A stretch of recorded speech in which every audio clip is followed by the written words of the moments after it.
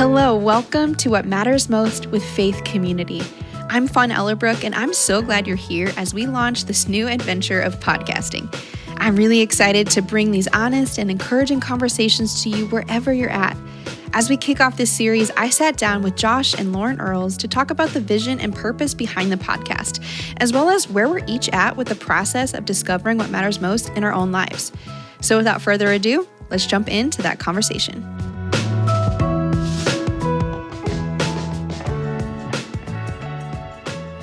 Do you guys feel like you know what matters most in your life? Have you assessed that? Or do you feel like you have a grasp? Or even just in this season? Because I feel like life is like seasonal too. Yeah, for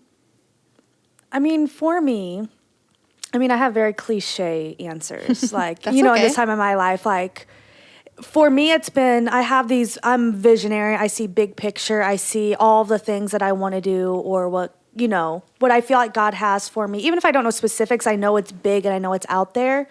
But for me in this season, I've had to come to realize, no, it's these little things that are what's most important. Like, I have a 10-year-old, like, even though sometimes he holds me back from doing some of the things that I think that I want to do, or just, being able to be spontaneous or go certain places when I want, it's like, no, your life right now is to raise him and this is what's most important. Not saying that I'm not doing other things, Sure. but it's come down to, okay, what can you do now to have the greatest impact? And this is really what matters. Even though it seems like it's small things and it seems like I don't really see the difference that's being made right now, it's come back to, no, right now, like your time at home with your son and just the little things that are making a big difference and that matter right now. Mm-hmm. Yeah, I think that's good to identify because I feel like maybe just growing up, you think you're supposed to do certain things and you're supposed to follow a certain path, but oftentimes it's kind of in little chunks and you've got to just we can't focus on everything all the time. And so. Right. And I find myself like, having a kid, it causes me to have to grow. Because a kid will humble you real fast, because they're not perfect and they're messed up little human beings and you love them. But they're a reflection of you. They're a reflection of you. I was perfect. Right. Oh, I know. I should say a reflection of me. Yes, not of me. Of you. No, I'm just joking. But yeah, so it's like, so you see that and then you want to be a good role model. Mm-hmm. So you see the things, it's not the big things. The big things in life only happen because you did a lot of small things and you took time to go through the process. So right now I feel like God's teaching me like, no, your time right now is to be in this process. Mm-hmm. And I think we'll always be in some type of process. We never arrive, in my opinion. But it's seeing the importance of the process in different areas because there's, you're in different parts of the journey in different areas. Yeah. So Yeah. I think for me, I'm an achiever by nature. I like to perform. I like to achieve. I like to accomplish things, and I'm never really present because I'm always thinking about what I should have done or what I should do. Life's about shoulds, and I get caught up in that. And it's very easy for me to lose myself in the process of accomplishing something. And so I'm trying to think what matters most is being present in whatever situation that I'm in, like Lauren said, embracing the process and learning to enjoy it and appreciate it.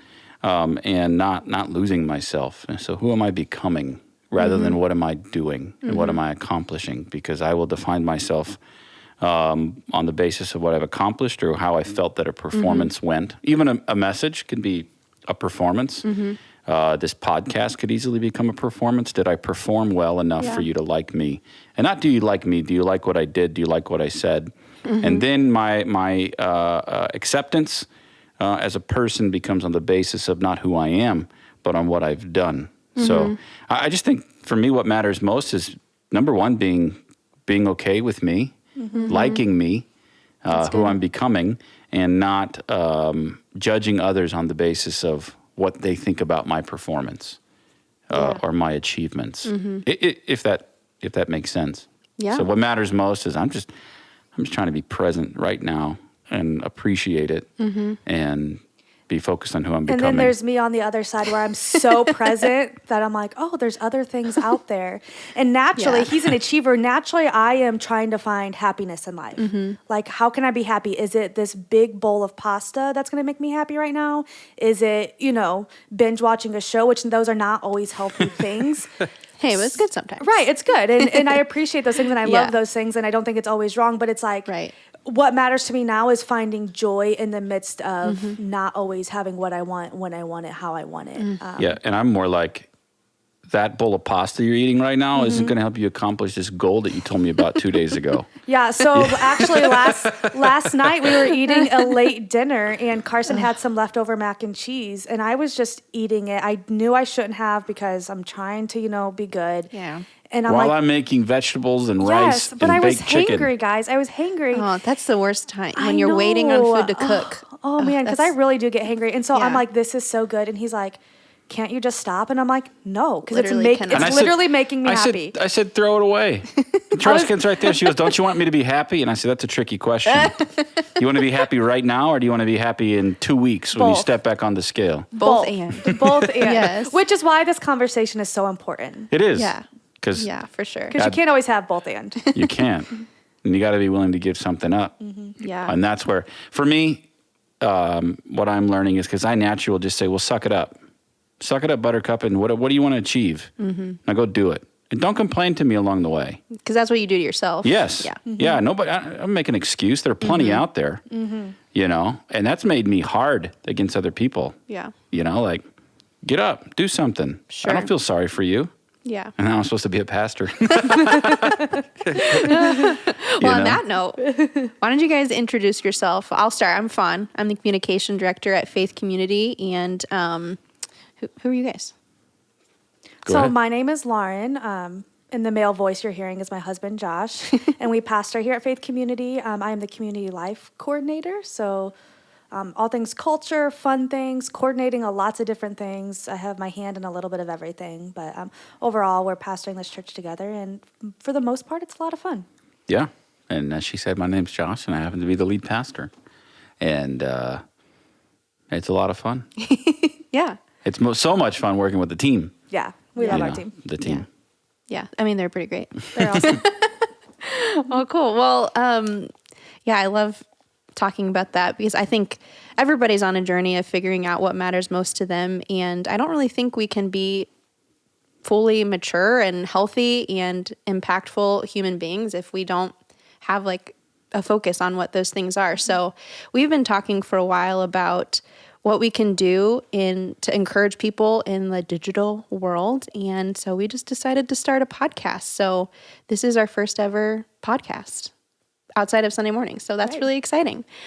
So yeah. Not only that, it's the first ever podcast where it's not the majority of people just hearing what I have to say. True. And get to hear from the team and the other people in the church, which to me is so exciting. Yeah. Yeah. So we're going to be, this is a limited series. We'll have, we have a set number, but we keep coming up with ideas. So maybe it will be longer, but we're going to be focusing on the things that matter most and how we can grow in those areas and just keep moving forward and becoming who we're supposed to be. And so we'll be talking with a variety of guests, both from Faith Community, hopefully some professionals in the areas of maybe mental health and even life coaching and things like that, just to help us grow and to learn from one another. So we took a survey last year and just asked people the things that they would like to learn more about. And some of these topics like mental health and finances, we're sitting down with an awesome family that have just really lived their life well. And they're going to share their story about how they made really good decisions financially and how that's given them freedom and to bless others and just to live a free life that's not bogged down by the worry of finances, which I think so many people today, they probably don't want to admit it, but it's one of the leading causes of divorce. The leading cause in North America. Yeah. So I'm really excited. I think story is one of the most powerful things that we can do to communicate with each other. And hopefully this will let us maybe let our guard down a little bit and just learn from one another and learn from people who, number one, have experience and insight and wisdom, and some different voices. So today I kind of wanted just to talk about in our own lives and in us three here, just about our own journeys of growth and determining what matters most. So what do you think keeps people from focusing on those things and taking steps towards health in those areas of their life? So for me, a person who is growing, and I've seen this in my own life, it takes humility. Mm-hmm. You know, I can be a very prideful person in the sense of I want to have it all together. I want to come across like I know what I'm doing. You know what I mean? I don't want to be wrong. I don't want to do all these things.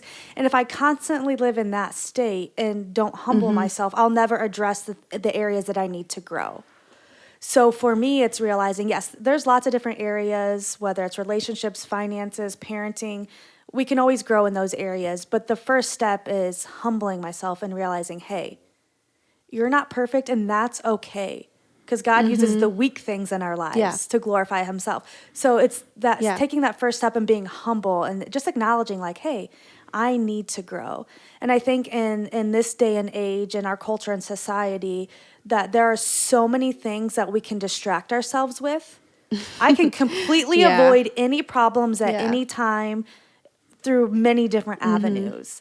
And so, especially over the last year with 2020, when we couldn't really go anywhere, we couldn't do anything, we couldn't see people, I medicated myself and avoided, and by medicated myself, I meant like watching too much TV or spending too much time on social media, just lived in a constant... Whatever can numb you from like whatever's going on. Exactly. So when you get caught up in watching Tiger King.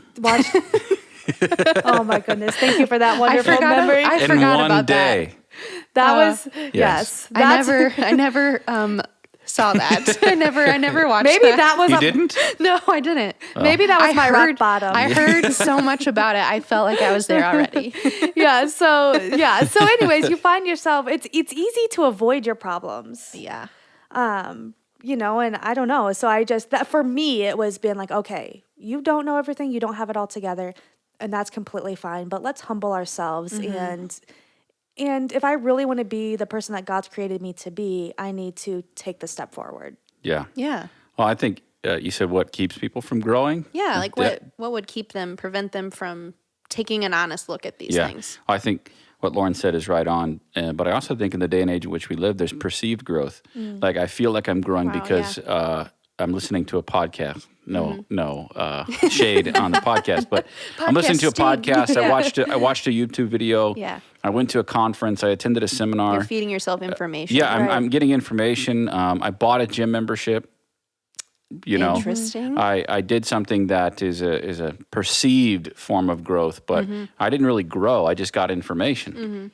Yeah, and information's a piece of it. I was listening to a podcast today. I think it was Craig Rochelle that said this, but there's, behavior modification where, I went to the gym for a certain amount of time, or I didn't yell at my kids, and it's like this outward thing, but real growth is what's happening on the inside.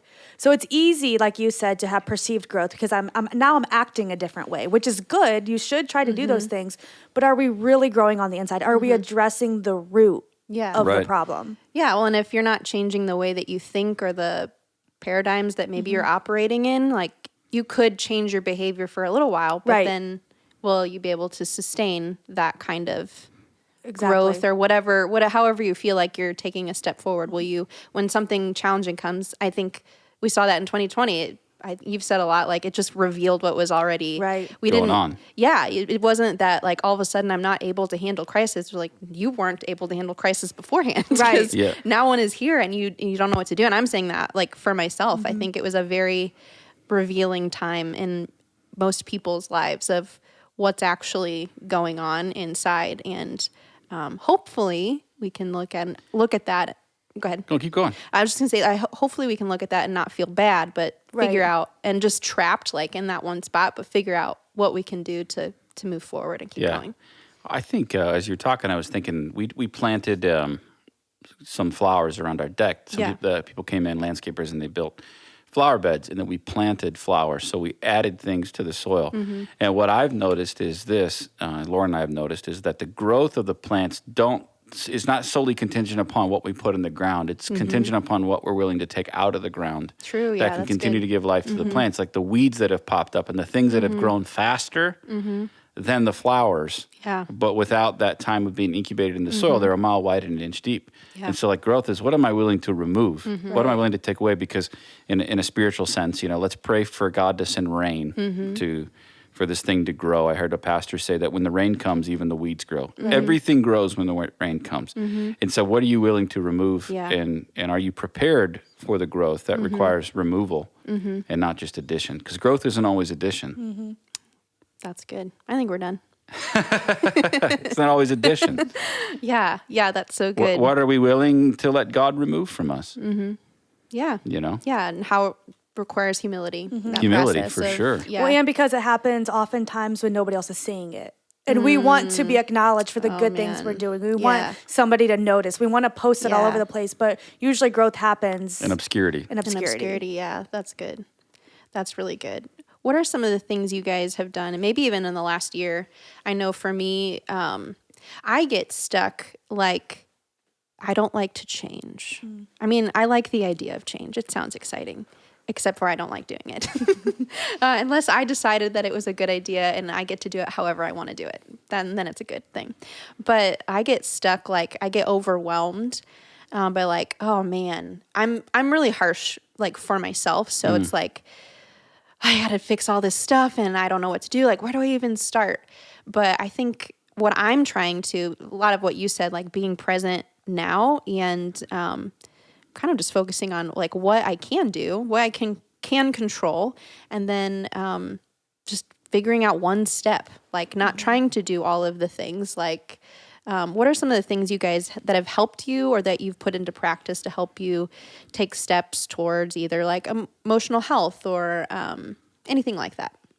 Yeah, so I think the biggest thing that and this has kind of been a several year journey, but I'm just trying to like really accept myself in this way, is really learning how I'm wired Yeah. and how I see the world and how the world sees me, and that it's okay if I am free spirit and, you know what I mean, not always organized, and sometimes my house is like literally that's just how I operate. Not saying that I shouldn't try to be organized and shouldn't be, but accepting the giftings and the qualities and recognizing what I'm good at. So then I can be like, okay, but this is what I'm not good at. Yeah. And not that it's bad, but it's like, okay, now I know what kind of people I need to surround myself with. Yeah. Now I know what I need to work on. So that's really been not only learning about myself, but really learning to accept those things and try to thrive in those areas.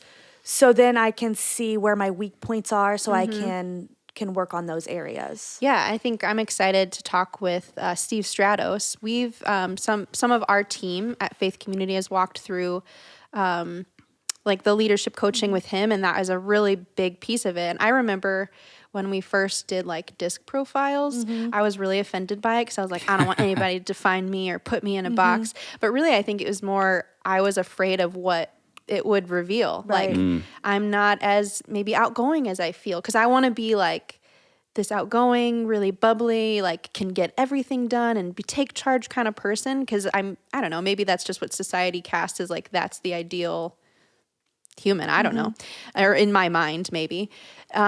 But really, how I'm wired is really valuable and unique Right. Absolutely. too. And like people need that, and it's okay that maybe I'm not as outgoing as you, Lauren, Right. but like we're good for each other. Right. Like we Right. need each other. We Right. need Because each I of the may be things we bubbly, but bring. I'm not always getting things done. I just make everybody feel happy, so they don't recognize that things are not getting No, done. you get stuff done too. You get stuff done.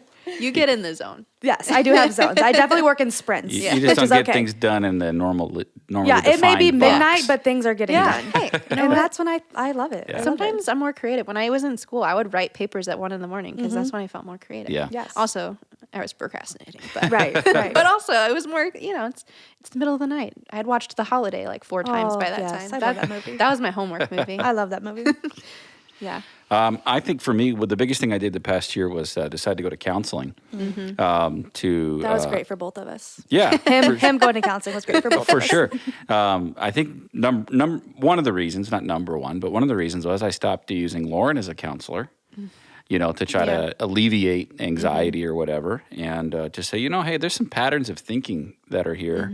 And I did never use that phrase, patterns of thinking, until I got in there and realized, oh, wow, these patterns of thinking, these cognitive distortions, these are pretty detrimental. But the key is that they worked for a long time for success and achievement. They worked until they didn't work anymore. Right. And to realize that I can't continue in this. I can't keep creating an enemy out of everybody and everything as fuel for success and to achieve. And that's been a huge thing, because in this line of work, how do you love and pastor people that you keep making your enemy, that you keep trying to find a slight? That is just so ineffective. Yeah. I mean, it was effective for me because it drove me. Yeah. But it was killing me at the same time. So, and you weren't able to enjoy the experience probably. No, because it was never enough. Yeah. It was never enough, right? That's one of the things for me. It's like, it's never enough. I always should be doing more, and then it's back to the being present. So sitting in that room once a week for a while. Right, and it kind of goes back to addressing the root issues. Yeah. Because if we're not addressing what's going on in the inside of us, we may be able to get our finances in order for a little bit, or we may be able to be healthy for a little bit, but it will always come back to, what's the root problem? Yeah. And that can look different for a lot of people, but... Yeah. Yeah, for sure. I started going to counseling in 2016, and I've needed to go to counseling for a long time. I had a lot of internal cognitive distortions and issues. We all have issues, but I think everyone could benefit from it. And thankfully, they're making it more accessible these days. So with things like BetterHelp and other resources. So if you need that, get some help. Yes. But anyway, I think one of the things, it's difficult to walk into. I remember going to the counselor for the first time. I was like going to throw up. I was like so scared and so nervous, and I thought it was going to be terrible, and she's just going to tell me how awful and messed up, and I'm the only person she's ever heard of with this issue, and like, get out of my office, you're too much. But that did not happen. And she was like the kindest person, and hearing the words like, you're not this is not the first time I've heard this. You're not alone. And I think so many of these things, whether it is your finances or your physical health, like maybe you're not the weight you used to be. Maybe 2020, you ate too many snacks. That was for sure me. But we're not the only people facing the things that we've faced. Maybe it's unique to our situation specifically, but the gist of it, the concept, like, we're not the only people that have struggled. And I remember at the beginning of last year, one specific appointment that I had, because I kind of go off and on now. It was once a week for a while, but I said this thing that is just like something that I had like pent up in me. And I wouldn't ever really allow people to see that, some people closest to me, but she said the words like, what if I told you that you're not the first person that I've heard say that? And I just like wept, because I was like, that is not what I thought that you were going to say, because we make up these stories in our mind that whatever we're going through is insurmountable, that we are the exception to the rule. And that's what's so interesting, is the isolation of it all, and the tactic of let's just say the enemy to isolate and corner, and then you think you're the only one. But the relief that comes for everybody in the room when they can just go, okay, we're more together than we are apart on this. We have way more in common, because this experience is common to all of us, but yet we live in a society that's so predicated on success. And image and all of that. Even, being individual and doing things on our own, and I don't need you, when it's the complete opposite. We need people. We need to have those who we trust that can hold us accountable and that we can talk to, so we know that we're not alone. So we can receive healing by being in community and having friends and going to a counselor, because even though growth often happens in obscurity where nobody sees it, we also still need people in our lives who can for sure be there. And the benefit and value of not only having people who care about you and love you, but people on the outside who don't have a bias that can say, for face value, this is what I see is huge. And I think it's funny, because you went in there totally afraid and nervous. I went in there, I'm ready. I'm gonna be the best. I'm gonna be the best patient this counselor has ever seen. I'm gonna tell them everything about my life, Number one, I'm paying for this. Did you have a resume? Did you go with the list? Yeah. Here's my resume. I'm paying for this. I'm gonna get my money's worth. Yeah. And that was so crazy. And I found myself wanting. This is what the craziness of it. Wanting to perform for the counselor. Yeah. I had to get freedom from that too. Like, I'm not here to perform. Yeah. I'm here to get free. You know, like, and how Yes. funny it is that we stay in that vein of whatever it is until I finally realized, holy cow. Yeah. You know. Yeah. As we're talking, I kind of wonder, just thinking about like these different things that really matter. I wonder if we all kind of have this like outside grasp of what actually does matter, but we just have a distorted version of how that's actually like played out in our lives. For sure. It's not that we can't even identify, like, obviously at the end of the day, most people would know like things are not going to last forever. They're not as important, but people are, you know, obviously, but the way we pursue those things becomes distorted and we get just kind of lost, I think, in the process. Maybe that's the genius of the podcast title, What Matters Most, is what we're searching for. Obviously, we can say, Jesus matters most. But what does that mean in every situation and in every season? Yeah, or for someone who doesn't, you know, hopefully this podcast will be, you know, even beyond. Reach people that, beyond. And I think that's like, what does matter most? And that's the question that we should be asking at every turn and every day. Like, what matters most today? What matters most? Especially because the Bible tells us like to live our life to the fullest. Yeah. So how do we do that? Yeah. And it comes back to being humble and growing. Yeah. Not that we have to be perfect, not that we live in condemnation, but God wants us to be happy and to be joyful and to experience all that he has for us. And we don't get that just sitting back and waiting for life to happen. Exactly. Yeah, that's good. That's really good. Just in real time. Yeah. Yeah. Well, that's awesome. I mean, I don't have a ton of other things. I think we kind of hit the big pieces. I'm just looking forward to being able to just have authentic conversations and hopefully be an encouragement to people both that are a part of our church and faith community and beyond. We hope that whoever is listening would just know that they're valuable, that they're important, that God has a purpose for their life, and good things can happen. For sure. And especially when we humble ourselves and when we commit to the process of growth, wherever that needs to happen, we can take baby steps and be gracious to ourselves and not be rigid, but just letting things and come. not be discouraged in the process. So our son is in this process. One more thing, and then we can close this. No, thing you're down good. if you You're need to, good. But whatever you want to say. Our son is in this process of going to occupational therapy for several different things. Some of it's motor skills, some of it's emotional regulation.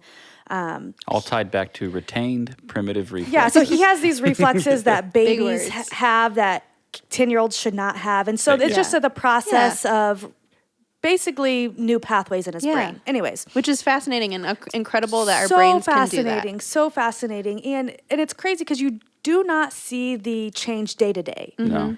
But there was like, just this past month, I was like, oh my gosh, like I'm asking him to do things and he's not freaking out. Wow, that's Like, so cool. you know what I mean? So I'm like, and I didn't see it day to day. It was just all of a sudden, oh my goodness.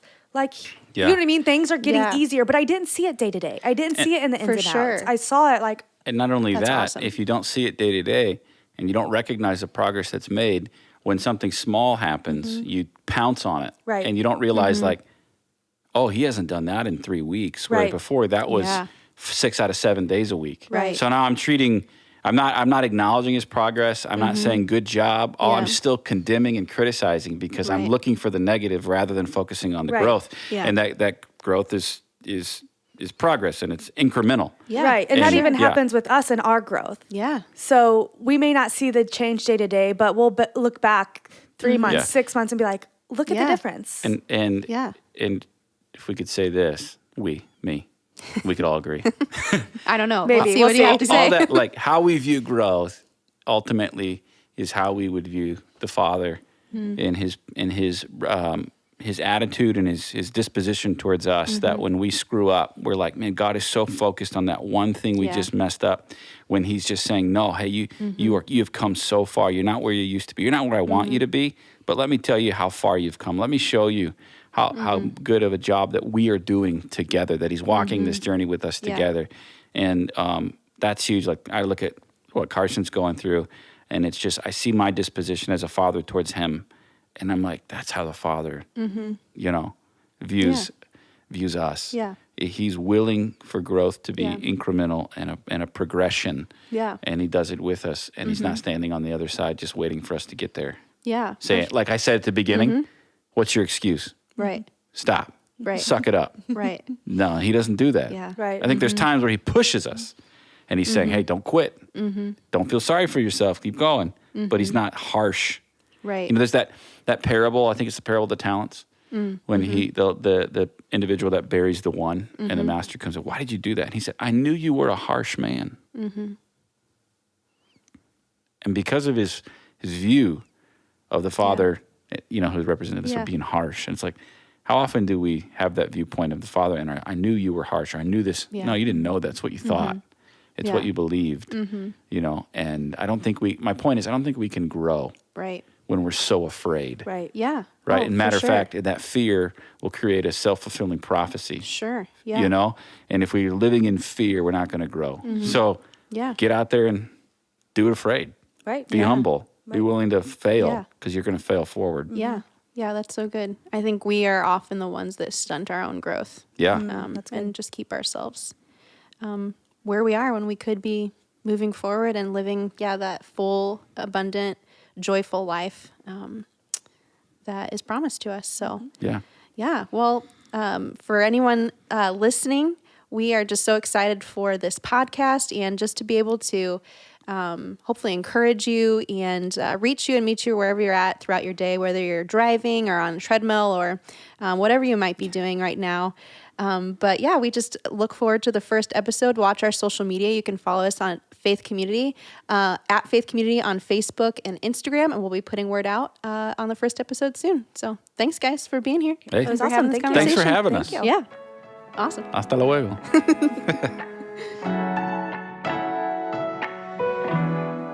Man, we are all just on a journey, right? I hope this conversation encouraged you and reminded you that you're not alone. I love how Lauren mentioned that growth happens in obscurity, and it really takes place on the inside of us. It's not just about changing the way we do things. But if we just commit to that process, whatever it looks like for us, it can be a really beautiful thing. Well, friends, that's it for today. If this encouraged you, would you mind sharing this conversation on social media or even just taking a second to send it to a friend right now? We'd also love for you to subscribe wherever you get your podcast so that you're the first to know when the next episode is live. Thank you again for tuning in, and be on the lookout for the first episode as we continue to discover what matters most.